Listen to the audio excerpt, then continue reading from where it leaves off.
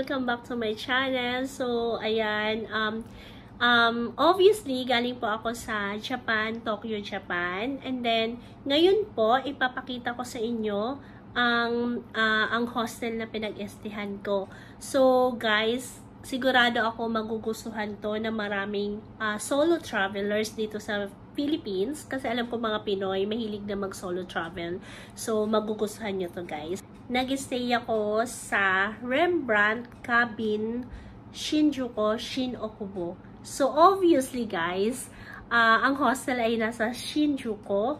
And then, malapit siya sa train station ng Shin-Okubo. And then, yung price po pala ng hostel sa Agoda ay nasa 2,048 pesos. Yun yung kuha ko nung first week ng April. So, meron din po siya sa booking.com, pero mostly kasi doon ako sa Agoda nasanay na kumuha ng hotel or hostel. Pero guys, alam ko na pricey para sa akin yung 2,000 per night. Pero no choice ako kasi Tokyo naman kasi, and kahit naman sa ibang hostel ako tumingin doon sa Agoda, mahal din. And I think worth it naman din kasi yung price na yon dito sa hostel na to. So guys, ito na, panoorin nyo na po. So guys, nandun lang sa kabilang kanto yung JR station, yung Yamanote line. Then walk lang for just 2 minutes. Then nandito na yung hostel ko. Guys, sobrang daming food dito. May 7-Eleven malapit lang. Then ang place na to guys sa Shin-Okubo ay tinatawag na Korean town kasi ang dami dito mga pang-Korea yung mga binibenta nila, like cosmetics, and then yung mga food, like yan, para mga pang-Korean talaga siya, diba? And then yung hostel, nandito na siya. So ito yung hostel, yan. Ayan, so tara sa loob.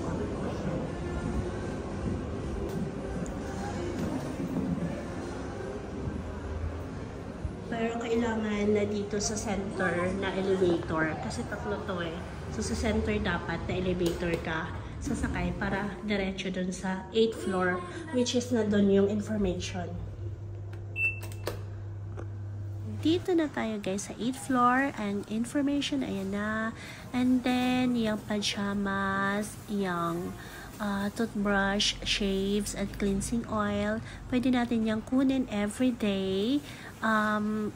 Pero yung pajamas guys, hindi yan pwedeng dalhin pag check out natin, okay? And then yung drop box na yan, dyan natin ilalagay ang key cards natin, keys, ganon, every time na alis tayo ng hostel.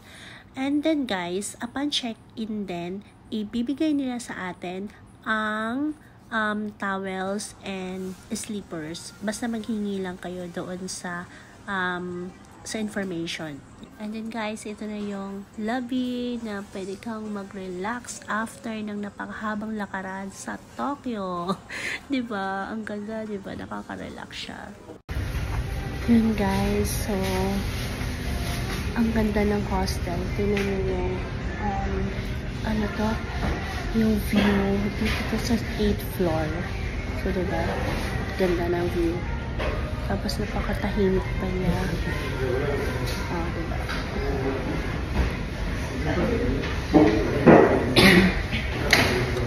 Then, ito yung key card. Ito, sa lang to, sa pagpasok sa room.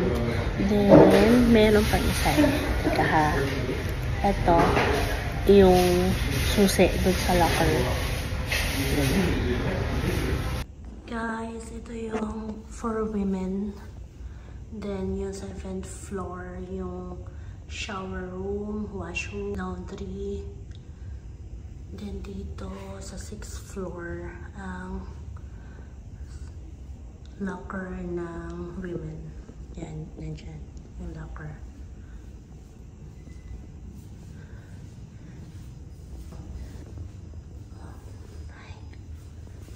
Then, ito yung CR.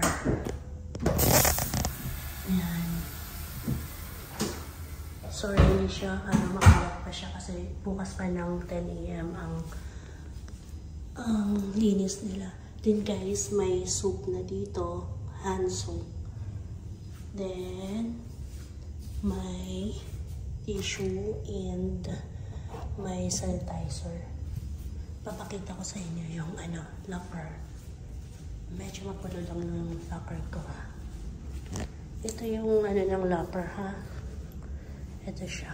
So, 640 ito yung akin. Teka. Yan.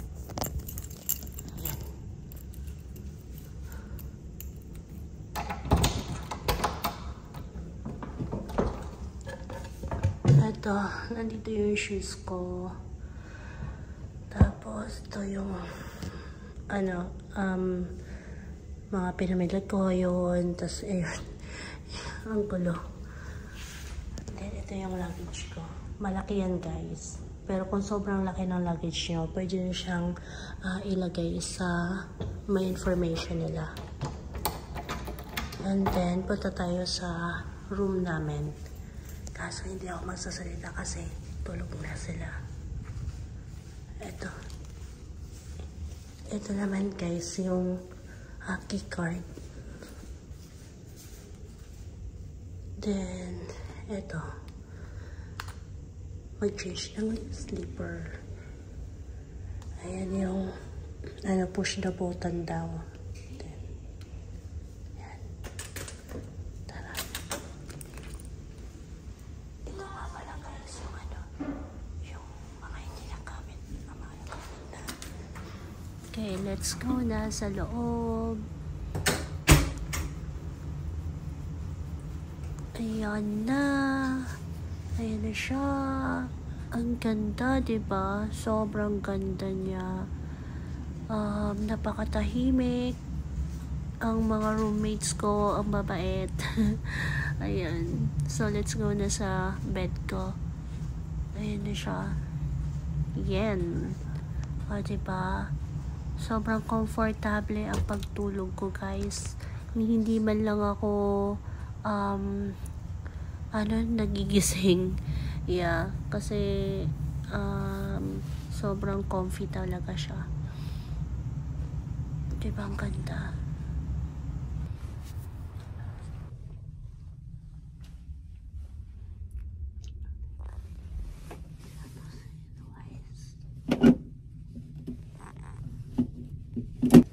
Ayan, dahan-dahan lang.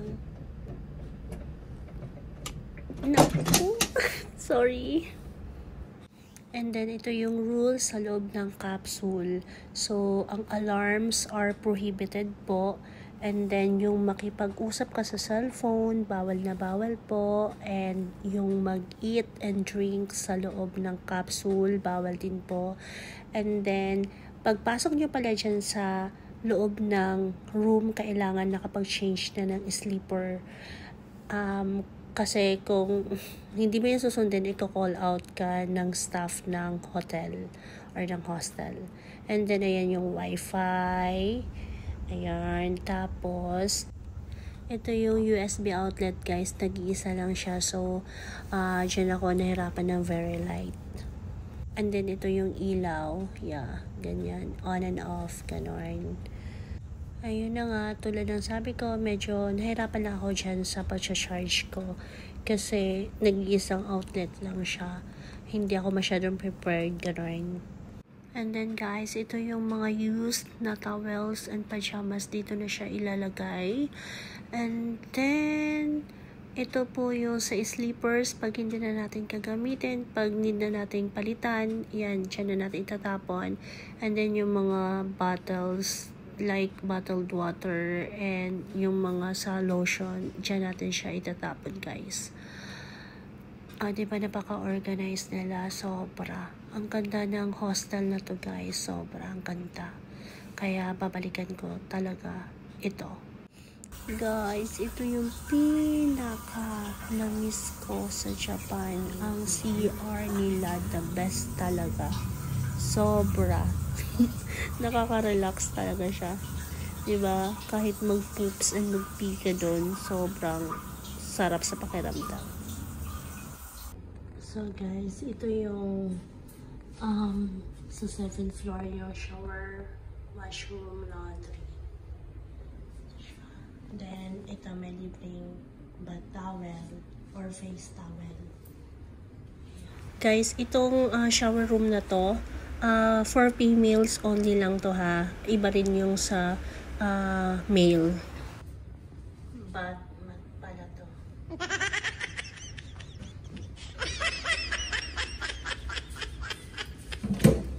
Then, ito, may CR din sa 7th floor. Diba? Mga 3 CR ata yan sila guys dyan. And then, nandiyan din yung laundry. Ayan. 500 yen lang ang gagamitin mo dyan. Sorry guys, nakakahilo pala yung pag-video ko. Sorry. Tapos, dito may lalagay yung bath towel after maligo.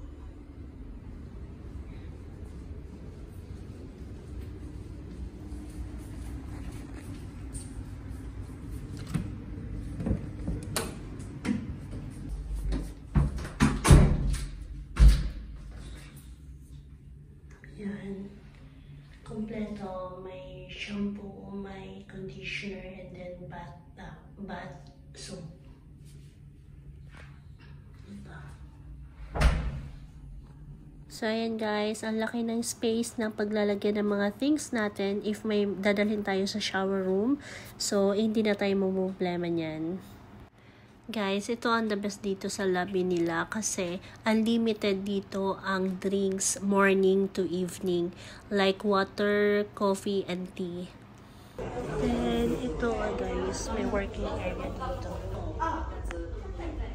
Ayan guys, ang view sa lobby pagka umaga pero much better ang view pag nighttime kasi yung mga lights ang gandang tingnan. Ayan lang. Yung sa information banda nila may ano din dito, bento machine, no? Galing na. Then may CR. Ayan guys, ayan guys station yung bababaan taga dito na hostel ng school. Diyan daming mga kainan guys, so. Tapos may malapit din na McDonald's pala. Yung station ay Okubo Station. Okay. Guys, nakalimutan ko. Bali, paglabas pala dito sa Okubo na station, papunta sa hostel ay bali, right tayo pupunta. Okay? Ayan, sana po nagustuhan nyo yung ginawa kong review doon sa hostel. And sorry po talaga doon sa, hindi ko kasi napansin yung video na ginawa ko doon sa may shower room and then sa may laundry na sobrang galaw pala. Hindi ko siya na-adjust. Ayun, pasensya na po talaga. And then, may susunod din po akong i-review hotel naman sa Tokyo din po. So, abangan nyo po. Ayun lang. Thank you so much po. Bye-bye!